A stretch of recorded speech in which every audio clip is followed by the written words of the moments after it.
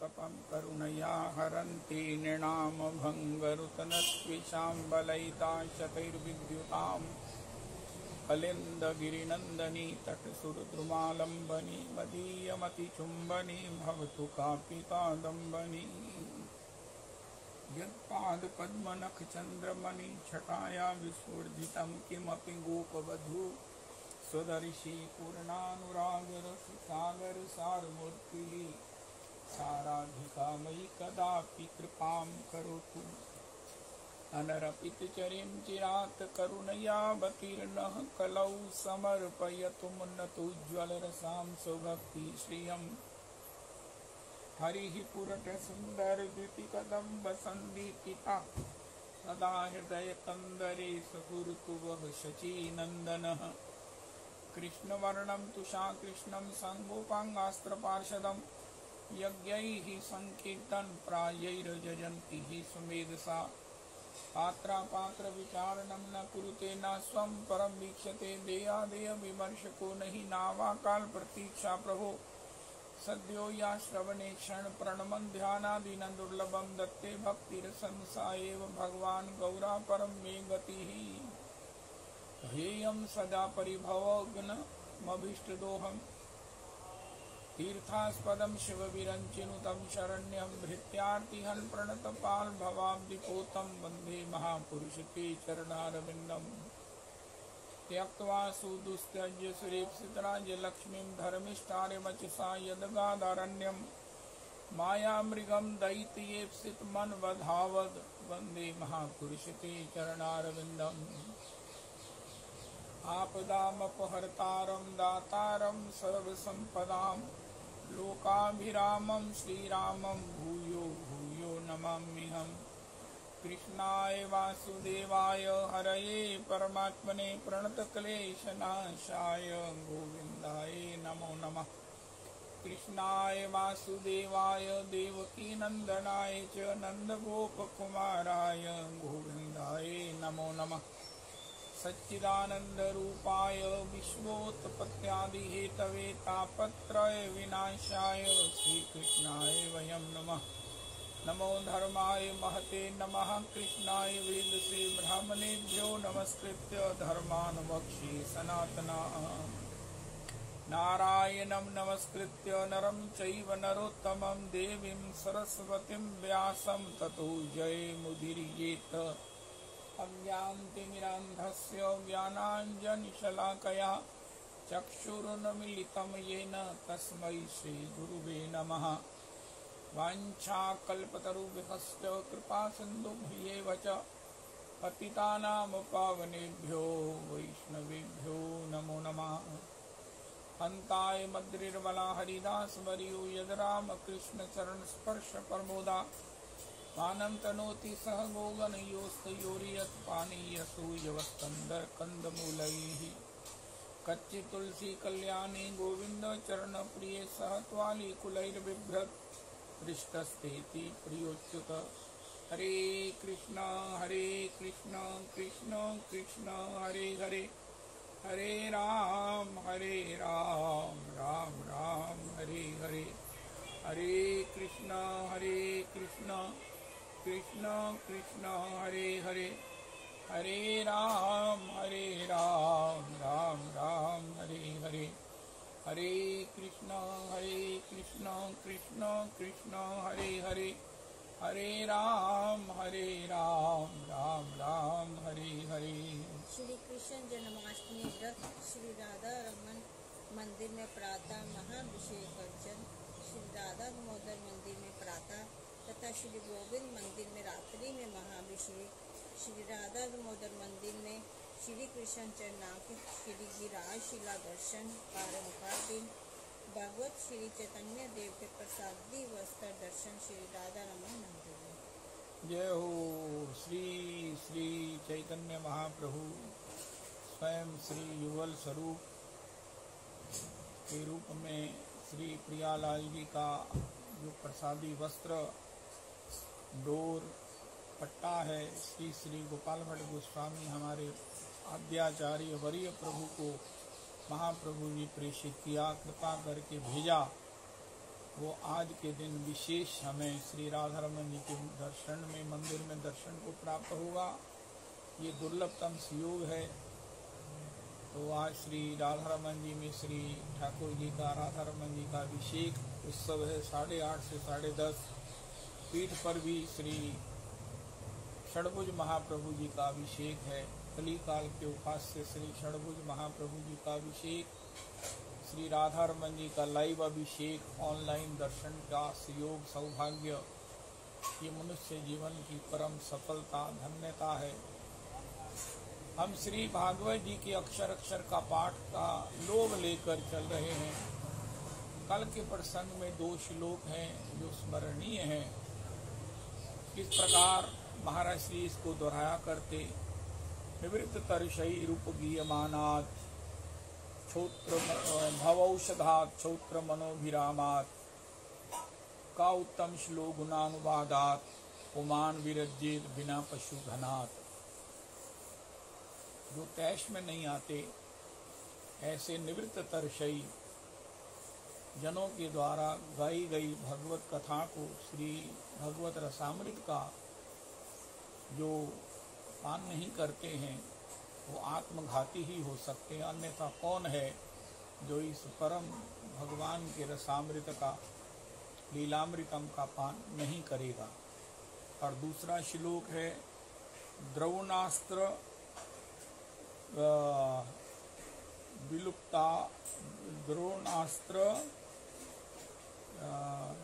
विलुप्तष्टमिदम्।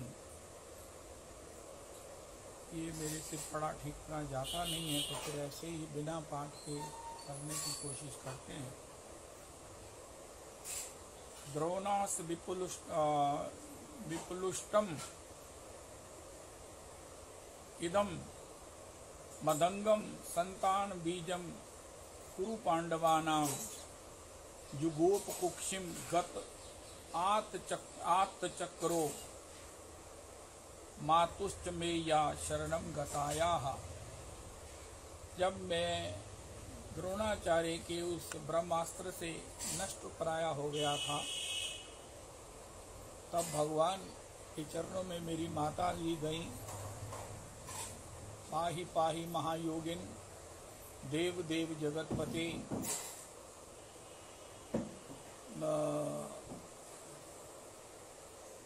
हे प्रभु मेरी रक्षा कीजिए। तो भगवान ने मेरी गर्भ में आकर जो रक्षा की, उस भगवान की कथा, उनके ऐश्वर्य के और उनके माधुर्यों की चर्चाएं मेरे को सुनाई है। यहाँ ये बात आज इसलिए दोहराई गई है कि श्री श्रोता के हृदय में, श्रोता का हृदय कैसा होना चाहिए। श्रोता को भगवान की कृपा के अनुभव से अभिभूत होना चाहिए। जीवन के आनंद के लिए हम आनंद को ओवर रूल करके, रस को अतिक्रमण करके रस की खोज करते हैं। आज के सत्संग का एक बड़ा महत्वपूर्ण वाक्य है, आनंद का अतिक्रमण कर दिया। आनंद को लांग गए और फिर ढूंढते आनंद मिल जाए। आनंद को कैसे लांगा? परीक्षित महाराज जिस रस में भगवत कथा का आस्वादन कर रहे हैं, हम जहाँ भी चित्र देखते हैं वहाँ परीक्षित हाथ जोड़कर बैठे हैं, बद्धांजलि। गुरुदेव सुखदेव जी उनकी इस मुद्रा से प्रसन्न हुए, उनको भागवत जी का रस पान करा रहे हैं। कैसी अद्भुत झांकी है। ये परीक्षित के हाथ कैसे जुड़े हुए हैं? यह क्या परीक्षित औपचारिकता कर रहे हैं कि परीक्षित को बताया गया है कि ये बैठने का, श्रोता का ये स्वरूप होना चाहिए, मुद्रा होनी चाहिए? नहीं नहीं नहीं नहीं, ये भी हो सकता है। तथापि परीक्षित महाराज भगवान के उस गुणों से अभिभूत हैं। महाराज जिन्होंने मुझे गर्भ में मेरी रक्षा की, जिन भगवान ने, जिस नंद नंदन ने, जिस ब्रजेंद्र नंदन ने, जिस यदुवंश में अवतरित भगवान श्री यशोदानंदन ने मेरी रक्षा की है।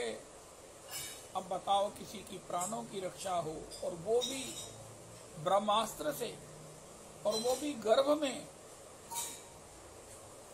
कृपा की अवधि हो गई। गर्भ में रक्षा किया जब मैं या कोई भी रक्षा करने में असमर्थ था। जब ब्रह्मास्त्र है वो तो अमोघ है। हमारे महाराज श्री कहते हैं ब्रह्मास्त्र तो अमोघ है।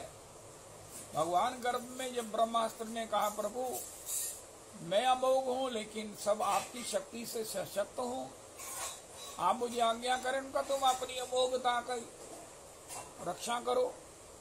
उसने उस गर्भ को जला दिया और भगवान ने अपने स्वरूप से उसे पुनः प्रकट कर दिया। अब इतना बड़ा जो उपकार है, अनुग्रह है, जो केवल भगवान ही कर सकते हैं, ऐसा अनुग्रह से सब प्रकार से उनकी द्रवित चित्त हुए, सब प्रकार से समर्पित चित्त हुए परीक्षित के हाथ स्वतः ही जुड़े हुए कि आज उनमें भगवान के और चरित्रों का श्रवण करूंगा, उनकी और करुणा कहाँ कहाँ कैसे कैसे हुई है, मेरे कुल पर कैसे हुई है, वो सबका मुझे श्रवण कराइए प्रभु, मुझे अनुभव कराइए, मुझे उसी का रसपान कराइए। तो आज की तारीख में हम भी भगवान के अपने ऊपर अनुग्रह का स्मरण करते हुए, कल हमको कृतज्ञता के रूप में इसका श्रवण किया, उसके आस्वादन में रहते हुए कि अरे भगवान की उस कृपा से ही रोज हम पर कृपा होती, प्रतिपल कृपा हो रही है, उसका अनुभव करते हुए हमारे सहज हाथ जुड़े रहेंगे, कृतज्ञता में हम बने रहेंगे। और फिर परीक्षित ने कहा वही भगवान जो अंतर्यामी रूप से और बाहर काल रूप से सब प्रकार से जीव का संरक्षण कर रहे हैं, उनकी कथा मुझे सुनाई। आज हमने एक नई बात अनुभव करनी है और जिसको जीवन में प्रैक्टिकली धारण करना है, उसको जन्माष्टमी का प्रसाद समझकर रख लीजिए। कितना बड़ा उत्सव है श्री कृष्ण जन्माष्टमी, और उसका कितना बड़ा प्रसाद है, इसको अनुभव करें कि भगवान अंतर्यामी रूप से हमारे हृदय में बैठे हैं, सबके हृदय में बैठे हैं। एक क्षण रुककर कुछ भी करने से पहले भगवान की हम सलाह ले लें। परम पूज्य बाबूजी का ये एक बड़ा दृढ़ निश्चय था कि महाराज बड़े महाराज श्री की अनुगति में ही कि सबसे बड़ा प्रमाण तो हमारा अंतःकरण है। मुझे याद आ रहा है कि श्री श्री प्रेमानंद गोविंद शरण जी की एकांतिक वार्ता में वो सुप्रीम कोर्ट की वकील भी आए। उन्होंने कहा महाराज हमको गलत केस भी लेने पड़ते हैं, तो क्या हमें पाप लगेगा, क्या हमें अपने व्यवसाय को दरकिनार करके क्या करना चाहिए, आप हमें बताइए जिससे कि हमारा परलोक ना बिगड़े। महाराज श्री ने बड़ा सुंदर, श्री बाबा ने उनके लिए समाधान दिया। लेकिन एक बात मेरे को समझ में आती है कि बाबा उनसे पूछ लेते कि जब तुम इस प्रकार का गलत उल्टा केस लेते हो, कातिल को बचाने का जब तुम प्रयास करते हो, तो तुम्हारी अंतर हृदय में कुछ भगवान तुम्हें प्रेरित करते हैं। तुम मुझसे इतनी दूर पूछने आए हो, ये भी ठीक है, लेकिन उस समय तुम्हारा हृदय अंतःकरण बैठे हुए नंदनंदन ईश्वरा सर्वभूतानाम हृदयेषु अर्जुन तिष्ठति अहम आत्मा गुणाकेश, क्या तुम्हें उस समय भगवान अंतर में कुछ कहते हैं? कोई नहीं कह सकता मुझे कुछ नहीं कहते। महाराज मुझे नहीं नहीं नहीं नहीं नहीं नहीं। अगर बाबा ये पूछे या मुझे ही पूछे कोई कि तो मैं पूछूं महाराज ये मैं काम गलत काम कर रहा हूं, मेरा व्यवसाय गलत है, तो मुझे क्या करना चाहिए? अगर मैं नहीं करता हूं तो भूखा मरता हूं, अगर मैं करता हूं, उनका भैया ये करूं कि ना करूं, मुझसे आप पूछ रहे हो, तुम अपनी अंतरात्मा उस समय तुम्हारी क्या कहती है? उन अंतरात्मा तो कहती है बिल्कुल नहीं करना महाराज, इसका परिणाम ठीक नहीं है। कोई नहीं कह सकता है कि मेरे अंतर हृदय से आवाज नहीं आती, मैं उसे ओवर रूल करके, दबा करके, हे ठाकुर तुम चुप करो, मैंने ये करना ही है, इसलिए वो पाप वज्र लेख हो जाता है।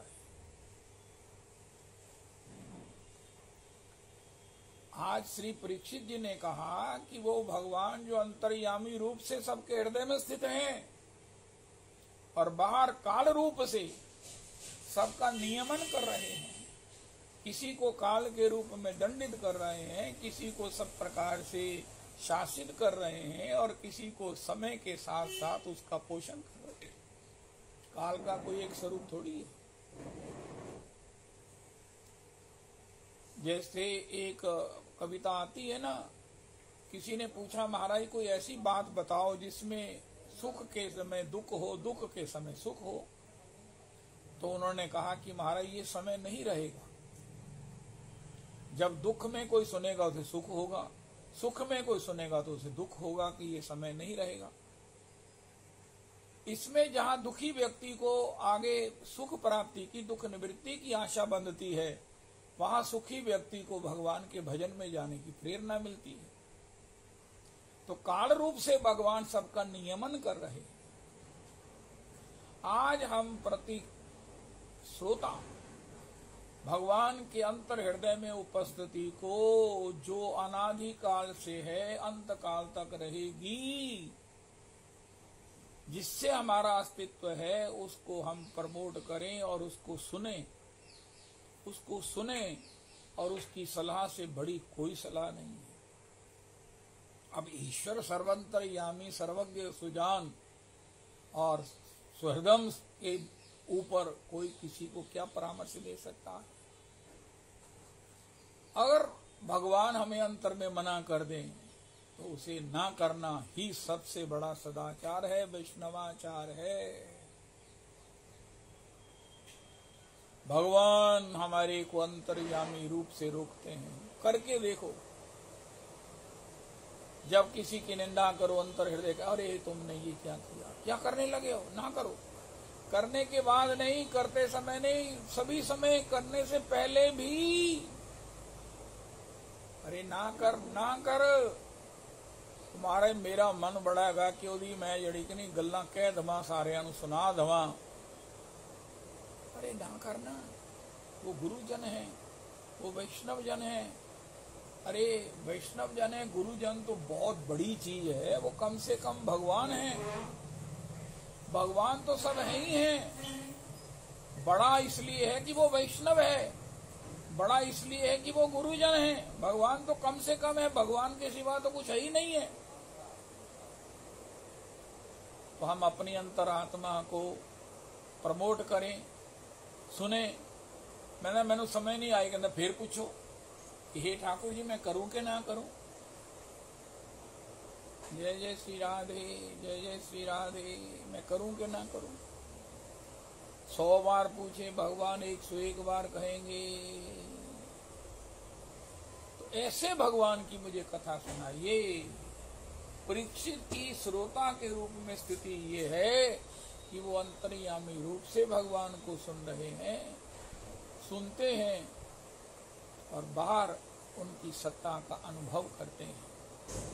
तभी तो परीक्षित को जब कहा गया महाराज हम क्षमा याचना पूर्वक कह रहे हैं, हमारे गुरु भाई ने शमीक ऋषि के शिष्यों में जो श्रृंगी ऋषि है उसने आपको 7वें दिन तक्षक के दंशन से मृत्यु का श्राप दिया है, आप हमें क्षमा करें। हम केवल मात्र आपको सूचना देने आए हैं गुरु शमीक प्रभु की आज्ञा से। परीक्षित को अंतर में तत्काल जो भगवान को वो निरंतर सुनते हैं। अब उस समय परीक्षित कोई गुरुजी के पास गए ऐसा वर्णन आता नहीं है, गए भी हो बहुत अच्छी बात है। अपनी अंतर हृदय की बात गुरुजनों से असर्टन कर लेना, कंफर्म कर लेना और भी अच्छी बात है। लेकिन अंतर्यामी भगवान ने कहा ये तो गजब हो गया, तो मैं 7 दिन जीने की गारंटी मिल गई। तुम ही अकेले त्रिलोकी के ऐसे भाग्यवान हो जिसको 7 दिन निश्चित जीना है।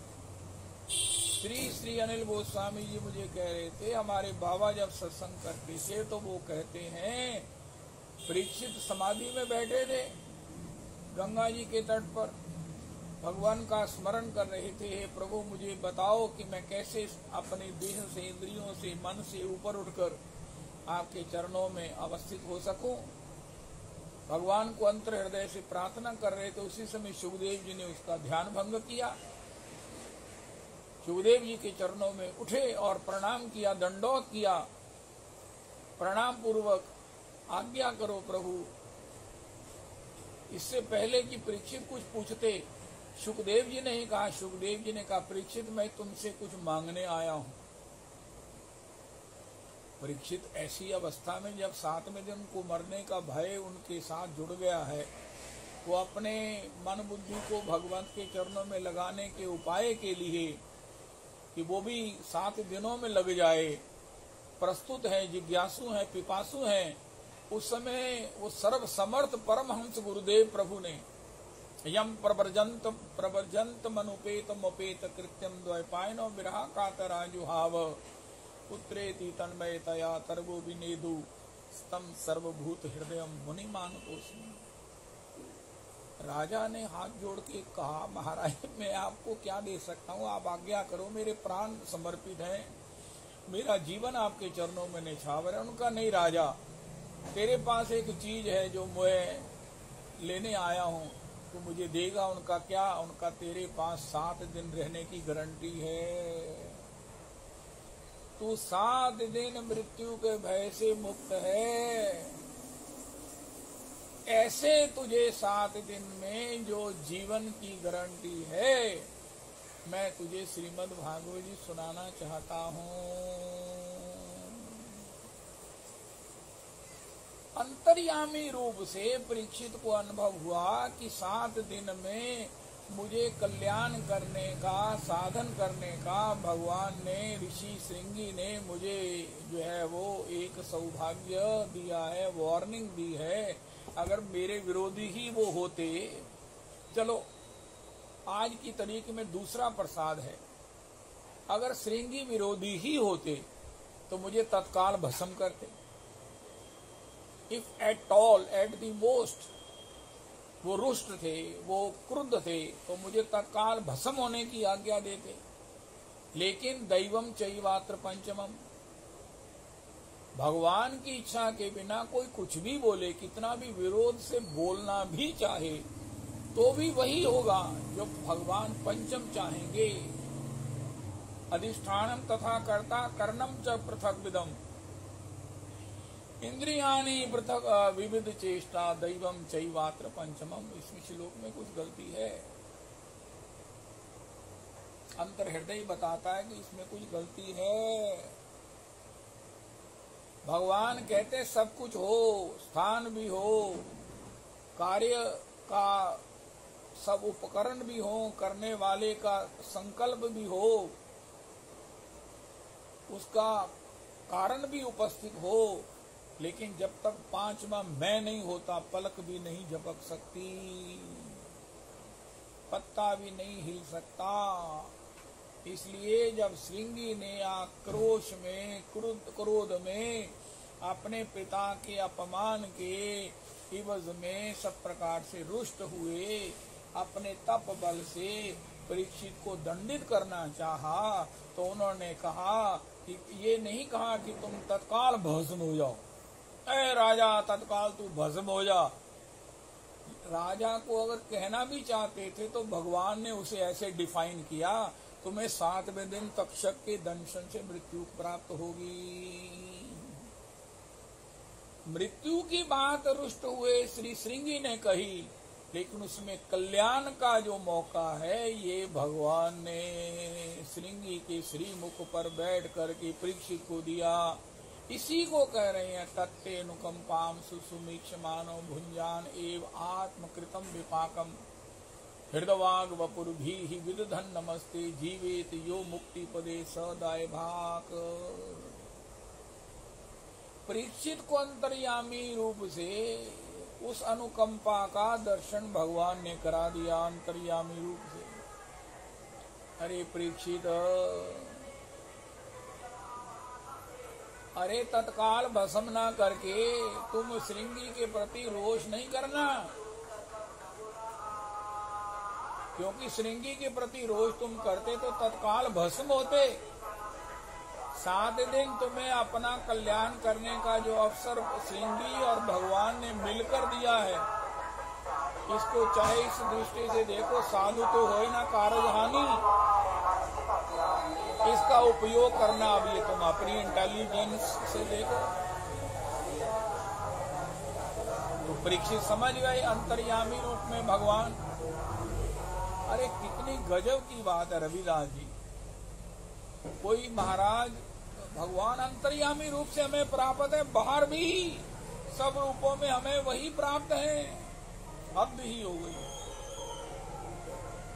कोटिक मुख कही जात न प्रभु के एक एक उपकार। महाराज एक रूप से प्राप्त है, उनका अंदर रूप से बाहर रूप से दोनों रूप से आप जीव को उसका कल्याण करने की प्रेरणा देते रहते हैं।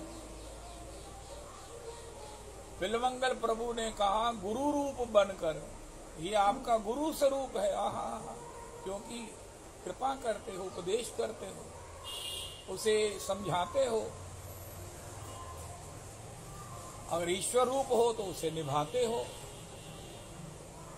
तो श्री ब्रह्मा जी की जो स्तुति है, मेरा बड़ा मन है कि मैं भागवत जी का अक्षर अक्षर पढ़ के इसका गान करूं, लेकिन मैं पूरी तरह से पढ़ नहीं पाता, बीच में अक्षर दिखने बंद हो जाते हैं, कम दिखते हैं। तो फिर मन में यही सोचा कि उसको मौखिक करूं, फिर सोचा फिर पढ़ूं, फिर नहीं पढ़ा जाता। तो मौखिक और जैसे भी बनता है बनाने की कोशिश करते हैं। तत्तेनुकंपाम सुसुमीक्ष मानो, ये श्लोक भागवत जी का अमृत श्लोक। कोई समस्या का समाधान, चाहे वो आर्थिक हो, शारीरिक हो, अरे समस्या इससे बड़ी क्या हो सकती है कि चक्रवर्ती सम्राट का, जिसका कोई शत्रु नहीं है, वो सम्राट जिसके विषय में जब प्रकट हुए तो श्री युधिष्ठिर जी ने पूछा सभी त्रिकालज्ञों से, विज्ञों से, विप्रों से, महाराज ये हमारा कुल में दीपक आया, ये कैसा है? उनका 5 पांडवों के गुण इसमें विद्यमान हैं। युधिष्ठिर जी आपकी सी बुद्धिमत्ता, सत्यवादिता, अजात शत्रु होने का ये गुण लिए हुए है। अर्जुन का सा इसमें पराक्रम है, भीम का सा बल है, नकुल सहदेव की सी सहृदयता, साधुता, दूरदृष्टि इसे प्राप्त है। सहदेव बहुत बड़े ज्योतिष के ज्ञाता हैं, वो भी इसे प्राप्त है। अब जो अजात शत्रु परीक्षित हैं, उनको श्राप मिल गया है, लेकिन उसके साथ परीक्षित ने अपने अंतर्यामी हृदय भगवान से पूछा, महाराज ये क्या लीला है? तत्तेनुकंपाम सुसुमीक्ष मानो। कुंती जी के चरित्र में हम सुनते हैं कि जब ब्रह्मास्त्र से भयभीत श्री कुंती जी ने उत्तरा जी को देखा तो कुंती जी उल्टी दिशा में देखने लगी। उत्तरा जी ने कहा, बड़ी माई माँ मैं इधर हूँ, मैं इधर भयभीत हूँ, आप उधर क्या देख रही हो? उनका मैंने कहा ये प्रॉब्लम आई है तो इसके पीछे कृपा कहाँ है? पहले कृपा आती है, समस्या बाद में आती है। तो देख ही लिया कुंती जी ने कि भगवान मंद्र जो है वो मुस्कुराते हुए अपनी लीला का विस्तार के भाव से अनुग्रह का हृदय लिए हुए पांडवों पर विशेष अपना स्नेह का आनंद कर लेते हुए चले आ रहे हैं। बस इसी प्रत्येक समय इस अनुकंपा का दर्शन करके कुंती जी ने कहा, विपदा संतु नाशस्व तत्र तत्र जगत गुरु भवतो दर्शनम यस्याद पुनर्भव दर्शनम। गीता जी का एक बड़ा भयंकर श्लोक है, यस्यान्नो कृतो भावो बुद्धिर यस्य न लिप्यते हत्वापि सा इमान लोकान ना हंति ना निबद्धति। वो व्यक्ति जिसमें कर्तृत्व भाव नहीं है, ग्रज नहीं है, अपना निज कोई लोभ नहीं है, ऐसा व्यक्ति जरूरत पड़ने पर तीनों लोगों की हत्या भी कर दे तो भी उसे ना तो हत्या का पाप लगता है ना बंधन होता है। अब ये बताओ, ये भगवान की जो ये वाक्यवली है ये कितनी बड़ी बात है। इसी प्रकार तत्तेनुकंपाम सुसुमीक्षमानो, उनका मुझे नहीं दिखती, उनका आपने पहले श्लोक को दोहराओ। श्लोक में क्या कहा है? उनका तत्तेनुकंपाम सुसुमीक्षमानो, समीक्षण करने से नहीं पता चलता तो और गहरा समीक्षण करो और गहराई में उतर कर देखो, नहीं तो किसी से पूछो। भागवत जी की दृष्टि से देखो, भगवत गीता की दृष्टि से देखो, सुहृदम सर्वभूतानाम का चश्मा लगा के देखो, नजदीक का चश्मा, दूर का चश्मा लगा के देखो, दैवम चैवात्र पंचमम का चश्मा लगा के देखो। भागवत जी में जो ब्रह्मा जी ने कहा जरूर जरूर, कुंती जी ने कहा, वो कब कृपा कहाँ है? मुसीबत से पहले कृपा आती है। लेकिन कुंती जी को देखने वाली दृष्टि है, इसलिए कुंती जी कह रही है विपत्तियों की क्या बसात है, उनकी क्या ताकत है। जब कृपा महाराज पहले आती है तो फिर ऐसा है, मुझे तो बड़ा एग्जाम, मुझे तो बड़ा कोई जो है वो बड़ा भारी कोई क्या बोलते हैं ना, खतरों के खिलाड़ी, मैंने ऐसा खेल करना है, मेरे विपर विपत्तियों के पहाड़ टूटे। उनका क्यों? कि उनका विपत्ति से पहले श्री कृष्ण का उसी रूप में कृपा आगमन जो मैंने बारंबार दर्शन किया है। इस श्लोक का ओहो हो, जब भी आप वैष्णवों में बैठे, परिवार में बैठे जहां सभी संस्कारी हैं या किसी को संस्कार देने की दृष्टि से इस श्लोक का चिंतन करें।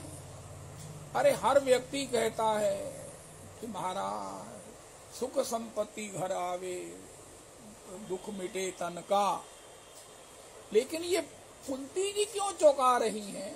और वो भगवान की भुआ है, भगवान ने उसे विशेष करके पूछा, भुआ ते तू 70-72 गई है, तू ही तो ऐसी बूढ़ी हो गई है ना तू, इसलिए तू अंड वंड बोल रही है। ऐसा भी शब्द कह दिया जाए तो बुराई नहीं है। पता नहीं क्या बोल रही है, तू बूढ़ी हो गई है ना। तो उसने कहा, ए ठाकुर मैं तेरी पुआंदी नहीं, तू मेरी पुआंदी जमे है। हे ठाकुर, माया यवनिका के द्वारा आप सबको भरमाए हुए हो, लेकिन आपके भक्त माया से परे भी आपकी कृपा का दर्शन कर लेते हैं, और उन दर्शन करने वाली बड़भागियों एक मैं भी हूँ। मैंने हर समय, तुम कह रहे हो, एक तुम ही तो ऐसी सास हो जिसने पुत्र वधू का बीच राज्यसभा में अपमान देखा है। तू ही तो ऐसी है जिसने अपने पुत्र को विष देकर समुद्र में डालकर मारने का प्रयास किया गया, सब परिवार जलाने का प्रयास देखा है, दुर्वासा जी से शापित करने का षड्यंत्र देखा है। उनका, हे ठाकुर मुझे क्या दिखा रहे हो? मैंने जो देखा है, जो तुमने दिखाया है। उनका क्या देखा है? उनका भीम को विष देकर जब समुद्र में गिरा दिया गया तो महाराज नागों ने उसको, पहले तैयार थे, उस विष को पी लिया और अपनी शक्ति से 10,000 हाथियों की शक्ति देकर भीम को पुनः समुद्र के तट पर खड़ा कर दिया। उनका, हे श्याम सुंदर, श्री गोस्वामी जी का एक बड़ा सरल श्लोक है, सरल पद है। कुमया जग की क्या करे, जब जानकी नाथ मया करी है। हा, जब जानकी नाथ मया करिए, कुमया जग की क्या करे। हो। यहाँ पे कृपा राम के होई, ता पे कृपा करे सब कोई। कोई भी जैसे को कहे भजन करने से क्या होगा, चलो आज एक बात हम ये सुन लेते हैं, कर लेते हैं, भजन करने से क्या होगा? उनका आप सब प्रकार से सिक्योर्ड हो जाओगे, इंश्योर्ड हो जाओगे, एश्योर्ड हो जाओगे। उनका किससे? उनका विपत्तियों से। उनका कैसे? भक्तों पर तो विपत्तियां बहुत आती हैं, भगवान भक्तों के लिए विपत्ति ज्यादा भेजते हैं, क्योंकि वो जानते हैं कि इनकी सहने की कैपेसिटी ज्यादा है और ये अनाभ्यस्त भी नहीं है। ये जानबूझकर महाराज तप करते हैं, आज जानबूझकर ये निराहार व्रत रखेंगे। अब बताओ, जब ये जानबूझकर इतने कठिन कार्य करते तो इनको एक दिन अगर, वो श्री आसाराम बापू जी कहते हैं ना, वो सेकंड वर्ल्ड वार में एक जगह कई दिन भोजन नहीं मिला सैनिकों को, हिंदुस्तान के सैनिक ही बचे, क्योंकि उनको अभ्यास था एकादशी रखने का। सारे विदेशी मर गए भूख के मारे। तो ये जो भगवान का अनुग्रह है, इसके बल से हम किसी भी विपत्ति में जी सकते हैं और एक नई नई ऊर्जा, नया नया उत्साह जैसे परीक्षित के भीतर है और उनके हाथ जुड़े हुए हैं, वो पूरे समाधान में बैठे हैं। मना दोष जयश्चैव, भागवत जी सुनी परीक्षित ने। उनका श्री कैसे सुनी? भगवत पार्षदों ने गोकर्ण जी से कहा श्रोता कैसे होने चाहिए। मना दोष जयश्चैव, उनका मन में तो उधेड़ बुन लगी ही रहती है, मन में तो ऊहापोह बनी ही रहती है। उनका परीक्षित के नहीं है। उनका क्यों नहीं है? उनका परीक्षित ने तत्तेनुकंपाम सुसुमीक्ष मानो। परीक्षित तो गदगद है कि मैं 7 दिन जीऊंगा, और श्री सुखदेव जी ने उसके लिए गजब कर दिया कि परीक्षित ये 7 दिन मैं तुझसे लेना चाहता हूं, तू मुझे देगा। परीक्षित ने अगर उसका सूक्ष्म अनुभव किया तो सुखदेव जी ने उसको मांग कर उसको इतना बड़ा बना दिया कि परीक्षित के हाथ जुड़ गए कि हे प्रभु, अगर मैं इसको नहीं समझता, अपने पूर्वजों के संस्कारों से मैं इसे अनुभव नहीं करता, आपके अंतर हृदय में स्थित होकर आपकी बात को नहीं सुनता या मानता या देखता, तो क्या मैं मना दोष जयश्चैव हो पाता? कथायाम निश्चला मति मेरी होती अगर मैं मनो दोषों से ही बचा नहीं, मेरा मन ही कहीं ना कहीं वो भेड़ बुन में लगा है। वैसे होया क्यों? मैंने तो कोई बुरा काम नहीं किया। अगर ऐसा पता नहीं मेरे से ये काम हुआ तो हुआ कैसे? महाराज श्रृंगी ऋषि ने कोई वेट नहीं किया, मैं क्षमा मांगने वाला था, मैं तो जाने ही वाला था कि मैं जाकर जैसे मुकुट उतारा, शमी के चरणों में प्रणाम पूर्वक चरण धोकर उनको राज्य में लाकर उनके सारे शिष्यों के साथ उनका आतिथ्य करता, उनके चरण धोकर पीता, उनसे क्षमा मांगता, उनका कृपा लाभ करता। मैं तो इस बात के लिए तैयार हो रहा था, मुझे शाप मिल गया। उनका नहीं नहीं नहीं नहीं नहीं नहीं नहीं। बड़ी सुंदर बात श्री रघुनाथ जी ने कही।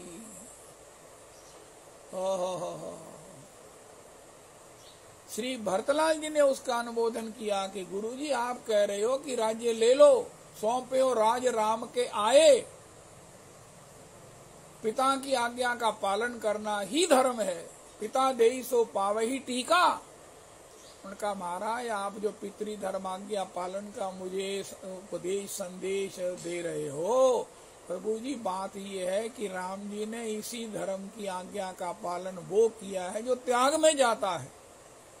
अगर इसी धर्म का पालन पिता की आज्ञा का मैं ग्रहण में ले लूंगा तो फिर धर्म का इससे बड़ा उपहास और उसकी अवज्ञा और क्या होगी? उनका क्यों? शिव दधीची।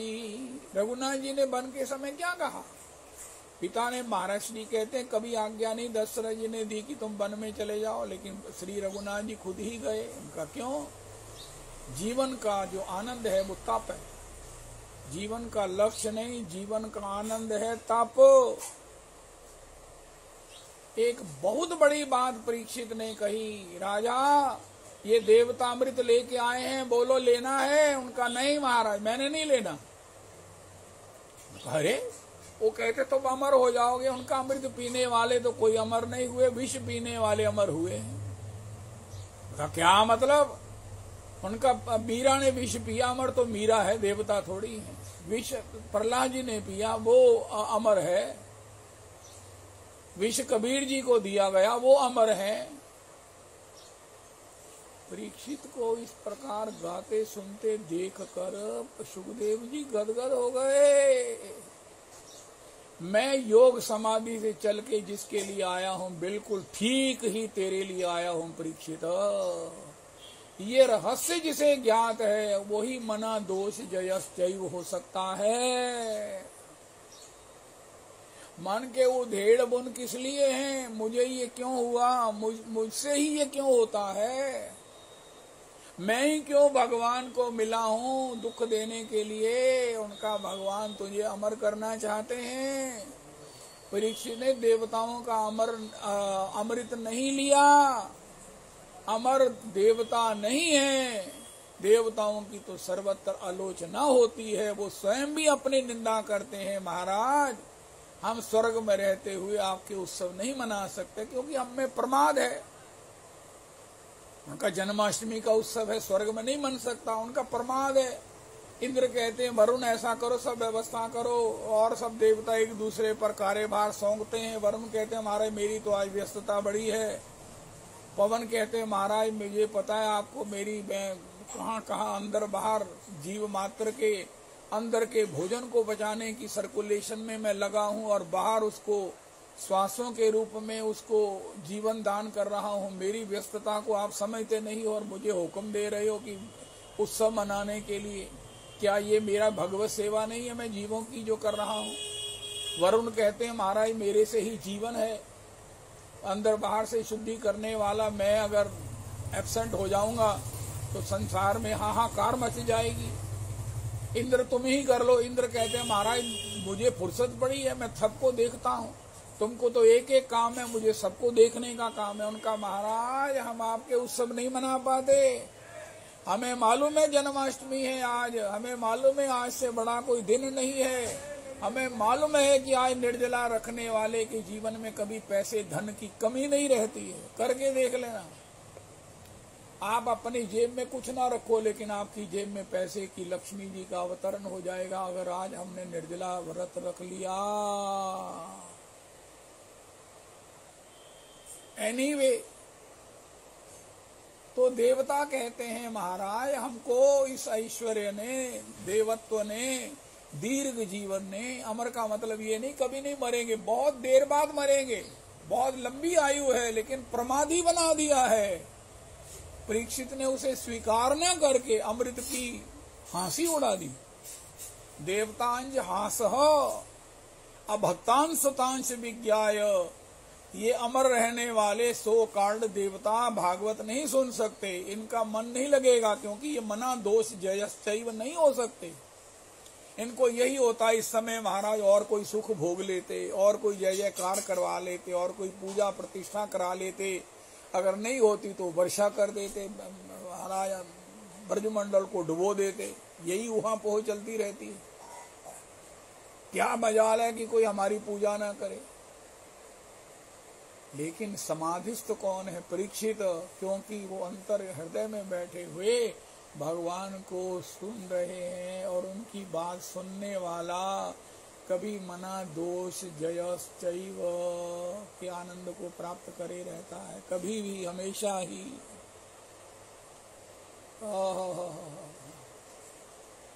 मन कहे बुद्धि कहे लेकिन अंतःकरण ना कहे, उसको कभी नहीं करना चाहिए।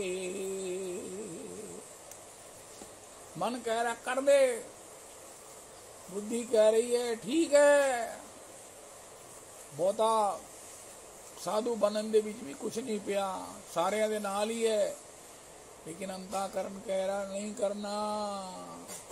अंतःकरण की बात सुनने वाले परीक्षित सुखदेव जी के चरणों में सुखदेव जी को भी प्रसन्न किए हुए हैं। सबसे बड़ी बात, मना दोषों को जीते हुए हैं, क्योंकि वो आनुकूल्य से संकल्पा करते हैं। आनुकूल्य से किसके? जब अंतर हृदय में जो भगवान ने मना किया तो नहीं करते, जब हाँ किया है तो करते हैं।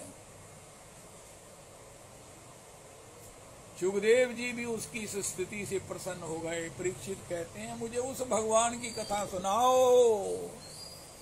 अरे किस भगवान की? जो अंतर हृदय में अंतर्यामी रूप से, गुरु रूप में आगे चलकर। फिर उद्धव जी ने कहा महाराज वो जो आपके विषय में परीक्षित ने कहा ना, अंतर्यामी रूप से, बाहर काल रूप से, वो आप जो गुरु रूप में जीव का कल्याण करने की उसे सद शिक्षा, सद प्रेरणा, सद्भाव देते हैं, सद शक्ति देते हैं।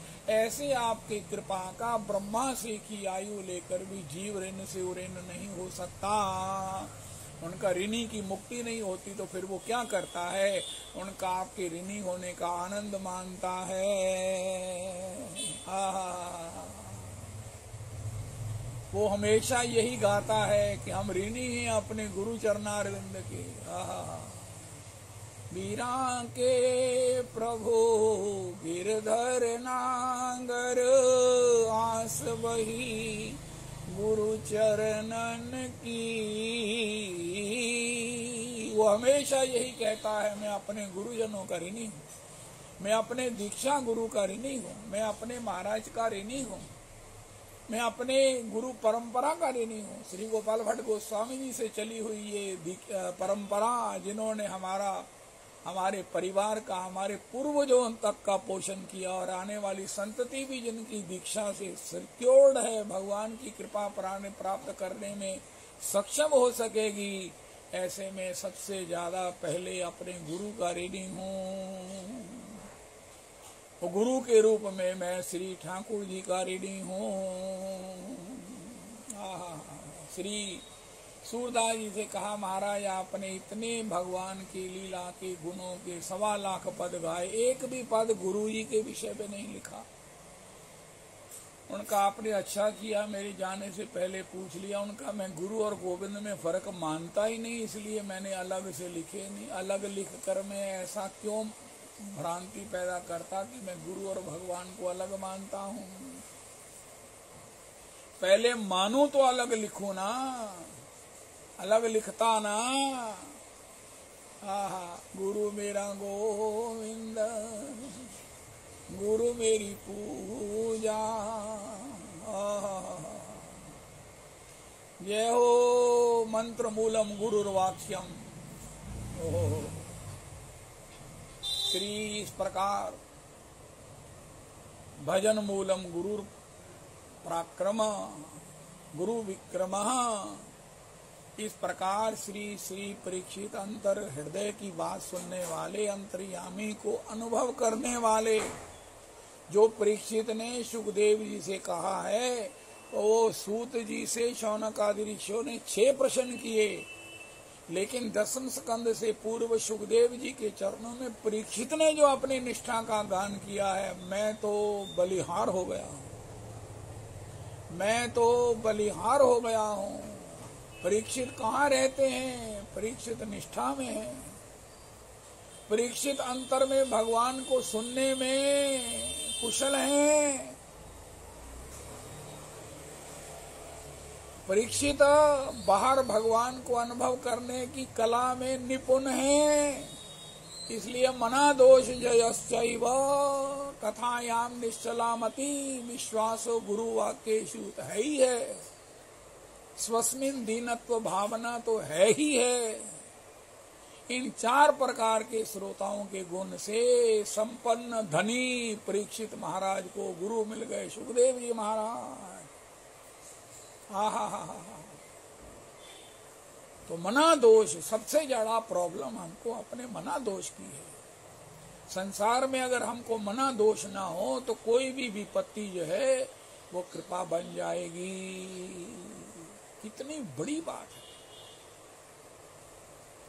वो कुंती की तरह कहेगा कि महाराज मेरे जीवन में विपत्तियों के पहाड़ टूटे हैं, क्योंकि उस विपत्तियों में छिपी हुई आपकी उपस्थिति की, अनुग्रह की, उस कृपा की अनुभूति कराने वाली मेरे को दृष्टि प्राप्त है, अभ्यास प्राप्त है, और मैं वही करता हूँ जो अंतर्यामी रूप से आप मुझे प्रेरित करते हो और बाहर उसके लिए व्यवस्था करते हो।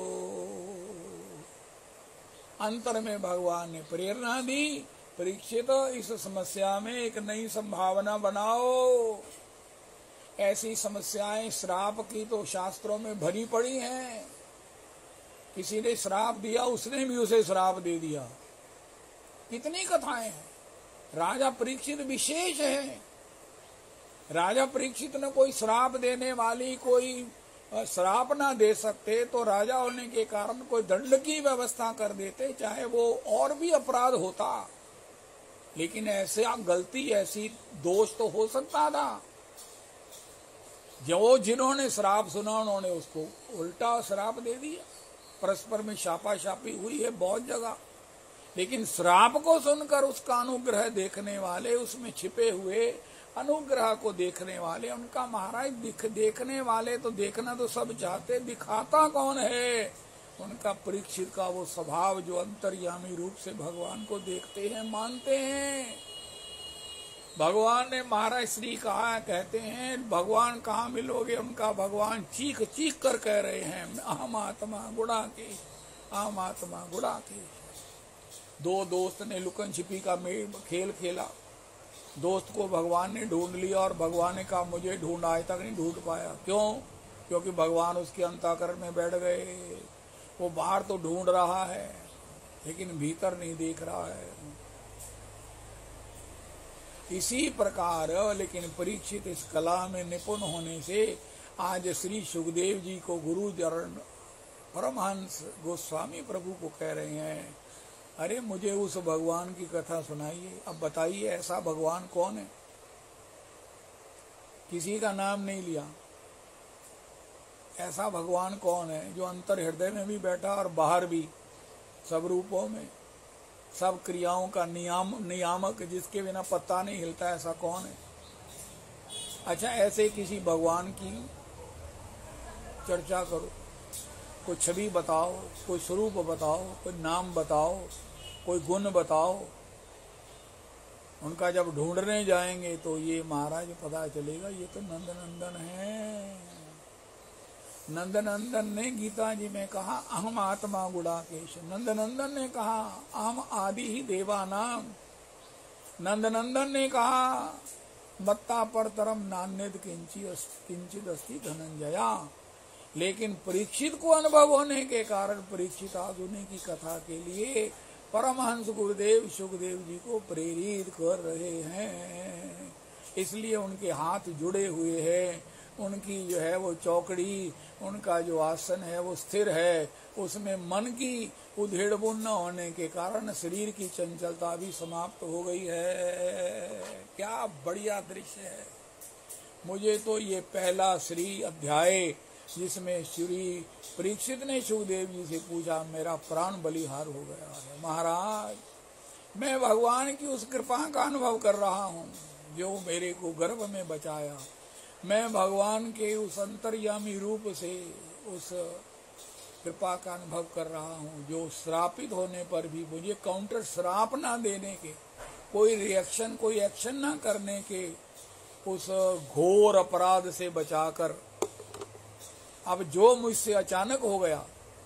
एक बड़ी गजब की बात है। हमने शुरू में श्रीमद् वाल्मीकि रामायण लगे नहर पर लगाई, लेकिन वो ग्रंथ का मन हाथ ना ला, हमको समझ ही कुछ नहीं आया। उसमें एक बात ही हमने सुनी, उसको फिर प्रणाम कर दिया। राम की गर्जी की रामचरितमानस की टीकाओं पर चलने लगे। उसमें श्री रघुनाथ जी ने कहा, जब लक्ष्मण जी ने कहा आप सिंहासनासीन होइए, भरत श्री के महाराज कोई भी आ जाए, महाराज सहस्त्र शंकर भी आ जाए, मैं सबको देख लूंगा, आप सिंहासनासीन होइए। रघुनाथ जी शांत है। उनका महाराज इसके बाद आपको कौन सा भय है? उनका अरे लक्ष्मण, जिस बात का कोई कारण समझ में ना आए ना, उसे दैव की इच्छा समझकर प्रणाम कर देना चाहिए। उस समस्या में एक नई संभावना छिपी है, उसे तलाशना चाहिए। और परीक्षित ने भी कहा कि मैंने महाराज ऋषि के गले में, मेरी परंपरा से संतों की सेवा हो रही है, मैं भी संतों का निष्ठावान हूँ, मैं ही तो हूँ जिसने कली काल को शरणागत होने पर उसका वध नहीं किया, समर्थ होने पर भी गुण गराई। सारंग इव सारभूक सुखदेव जी ने परीक्षित के विषय में कहा, सूत जी ने शौनकादि ऋषियों को परीक्षित के विषय में नहीं मारा परीक्षित ने, क्योंकि वो सारंग इव सारभूक। तो महाराज ये जो आपकी पढ़ाई है ये कहाँ से पढ़ी? उनका ये तो पढ़ाई अंतर में भगवान पढ़ाते हैं, कुछ मत पढ़ो। आज हमने सुना कबीर जी से बिड़ा दो पद्मनाभ को। अब कबीर जी कहते हमने कभी पोथी का मुंह नहीं देखा, कभी कलम हाथ में पकड़ी नहीं, कागज पर कभी लिखा नहीं, हम क्या इसलिए इतने बड़े विद्वान से जूझेंगे? अंतर्यामी भगवान ने कहा आने दो, इससे पूछो, पढ़ पढ़ कर समझे हो कि समझ समझ कर पढ़े हो? उनका महाराज ये प्रश्न तो देव का है, ये तो भौतिक किसी बुद्धि का अभिलाष नहीं है। तो इसी प्रकार आज के सत्संग में हम अपने अंतर्यामी भगवान को हर समय सुने, उसके अनुसार चले, और अगर मन बुद्धि का उसके साथ विरोध हो जाए तो भगवान की बात को, अंतःकरण की बात को ही आधी मान ले, उसी का अनुसरण करें। उसके लिए हमको क्या मिलेगा? मना दोष जयश्चैव, मन का ऊहा पोह, मन की उधेड़ बुन, अंतर का जो मैदाने जंग है विचारों का, एक बार सोचते हैं फिर नेगेटिव फिर पॉजिटिव, वो सब द्वंद्व खत्म हो जाएगा, रण खत्म हो जाएगा और समाधि लग जाएगी परीक्षित की तरह। और जब इस प्रकार की समाधान वाली वृत्ति बन जाएगी, श्रोता को ढूंढते हुए श्री सुखदेव परमहंस गुरुदेव चले आएंगे। या स्वभावानुभाव अखिल श्रुति सार्वेकम, अध्यात्म दीपम अतिथि तीर्षताम तमोअंधम, संसायिनाम करुणयाः पुराण गुह्यम तम व्यास सोनुमुपयामि गुरुं मुनिना। जन्माद्यस्य यतोऽन्वयादितरतश्चार्थेष्वभिज्ञ स्वराट्। महाराज श्री कहते हैं पहले श्लोक में कह दिया भैया जिसका जन्म नहीं है, जिसका आदि नहीं है, अरे उसकी चर्चा कर रहे हो। उनका फिर जो हम भगवान का उत्सव बनाते हैं, महाराज श्री कहते हैं जन्माष्टमी का मतलब है भगवान का अंतर हृदय में प्रकट होना। श्री डोंगरे जी कहते हैं भक्त लोग रोज नंद उत्सव मनाते हैं क्योंकि भगवान अंतर हृदय में प्रकट है।